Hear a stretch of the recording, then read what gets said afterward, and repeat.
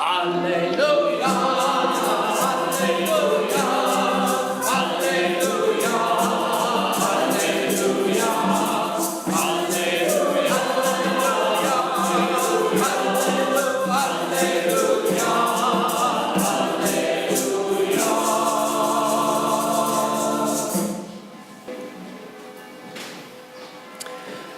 There are many reasons why we come to worship.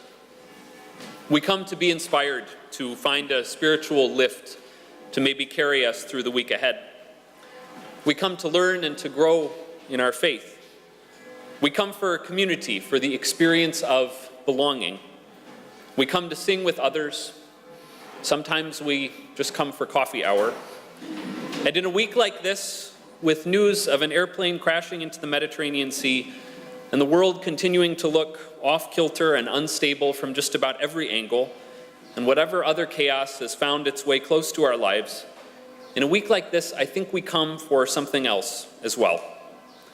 We come to worship to find a structure, a reminder that in the middle of lives that can look and sometimes be pretty chaotic, the world is a habitable place.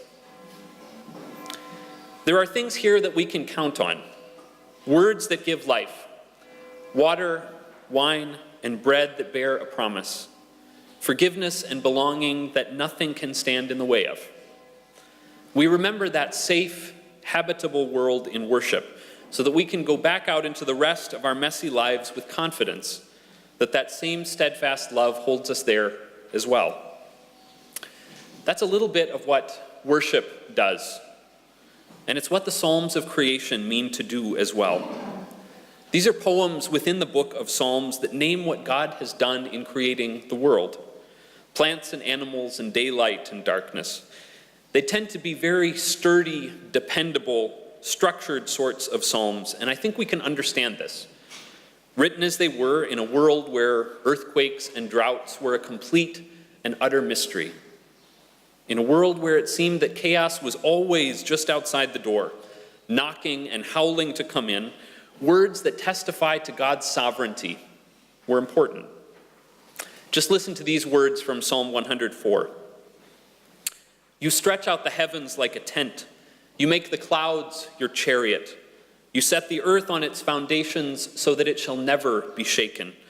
You have made the moon to mark the seasons. The sun knows its time for setting. Creation psalms are built like an ocean liner, big and sturdy and made to stand up to the wind and the waves that are all around. They are safe, comforting psalms.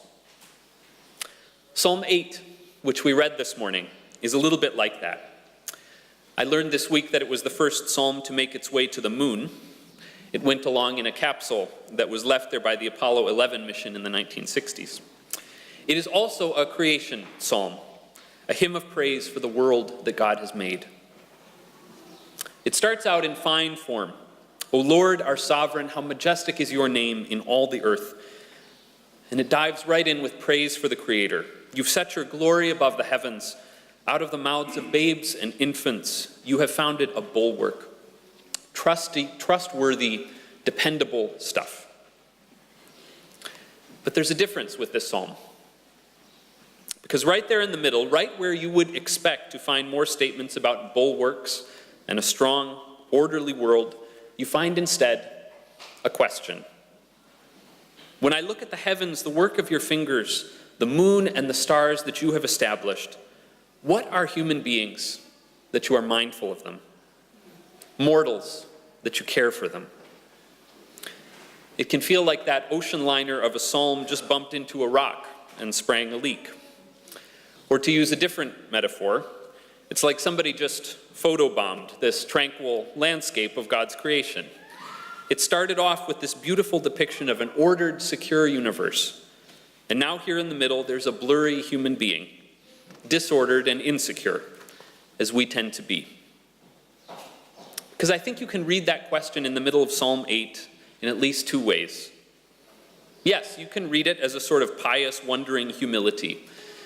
But I also think out there under a desert sky, before there was anything such as light pollution, with the millions of stars twinkling up there, I imagine the question as a little more existential than that. I imagine it a little more like doubt. God, in the midst of this enormous, complex universe, how in the world am I supposed to believe that you care about me? We know what it's like to ask a question like that, don't we? I don't know if it comes for you out on a camping trip under the stars, or learning about the latest research at CERN on the origins of the universe, or simply reading a bit of bad news from the day. But we ask it, don't we? Who am I that you care for me? Who are we that you are mindful of us? Questions of faith are part of a faithful life. They show up if you are paying attention to the world. That's simply a fact. The issue is more what you do with them. And in one way or another, most of us have probably been told where our questions belong. They belong in a classroom, we were told, in a space with desks and a teacher where there are definite answers to be given.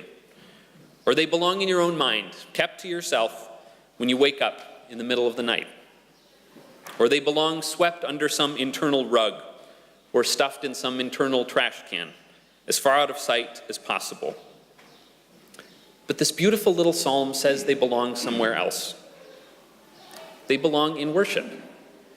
They belong in praise. It's probably not the first place we would think to put them. We have this idea that worship is about absolute certainty, that it's something you can only do when you are really ready for it, when you're feeling positive and confident and sure. But read through the Psalms, and you get a pretty different picture of things. You'll find Psalms there that are mad as a hornet, that are just seething with rage, and still they invite us to come to God. You'll find Psalms that are absolutely desolate, that describe an experience of emptiness and loss, and still they invite us to come to God. And in today's Psalm, in the middle of this picture of a sturdy, well-built creation, there's a picture of a wandering human being. There's an invitation to question the whole thing. We don't often think of worship as offering us that space, but it does. In a congregation where I served before, as part of Confirmation Sunday one year, we invited the teenage confirmands to give the sermon together.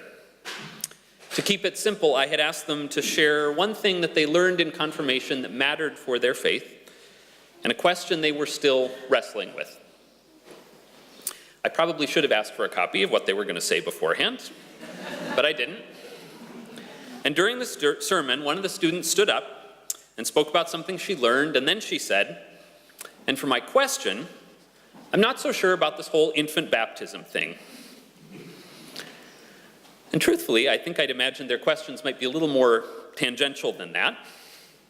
She was about to be confirmed in a Lutheran church, after all. We baptized a lot of babies, and I had definitely gone over this topic in confirmation class. But this was a question that was real for this young person, and we let it ring out. Nobody ran her out of the church for questioning something that was important. We sang and prayed our way through the rest of the service, and if anything, her honesty and her careful thought only knit her further into the community. We have this idea that theological questions aren't part of praise, that we're supposed to bracket that part of ourselves in worship, or worse, that we're supposed to stay away from worship altogether until we have our questions figured out. I can't tell you how many people I have met who've told me the reason they don't go to church is because they have some doubts about the Christian faith. Join the club, I say. You are in good company. Today is Trinity Sunday, a day to celebrate the central claim of the Christian faith that God is one and yet three. It's a claim that is meant to push us toward mystery. So if only those of us who have that all figured out with certainty were allowed in worship, this would be a very lonely sanctuary this morning. You can bet that I wouldn't be here. So yes, sometimes our questions are about some theological point, Trinitarian theology or atonement theories. But more often, I think, it's a different sort of question that keeps us away from worship. It's the sort that's actually much closer to the question of that psalm. It's the sort that says, what good is this whole business anyway? What is the church that you are mindful of it? This group of ordinary human beings that you care for them.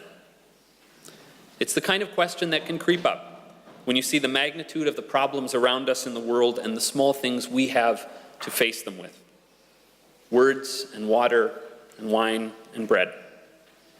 When you realize that being a person of faith does not protect you from illness and grief and heartache.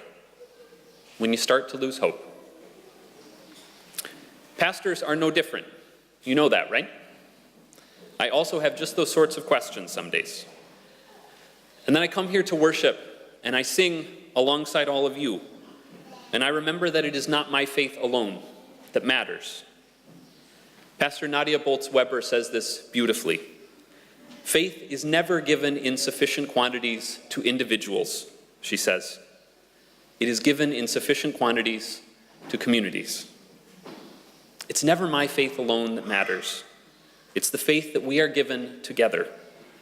And so I need to trust that God can handle me just as I am, that worship can handle the doubts and questions that I bring. Because notice that the psalm doesn't really give an answer to that question. What are human beings that you are mindful of them? It asks. And it doesn't say, well, they're really strong, and they're really smart, and they're really reliable, and they're really good at cleaning up the messes they make. No. It simply says what God has done. God has given us responsibility.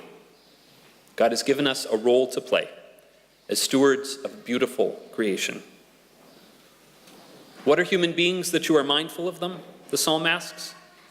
The answer is the community singing together. The answer is all that God has done and means to do. The answer is that the question can exist within the ongoing praise of God. So where do your questions belong? Not stuffed down somewhere, not kept quiet and only to yourself. They belong right here, in a place where it is safe to ask them. They belong here, in worship, surrounded by the community's faith. They belong here, wrapped in the promise that it is never our certainty that saves us, but the sure and certain love of God. Amen.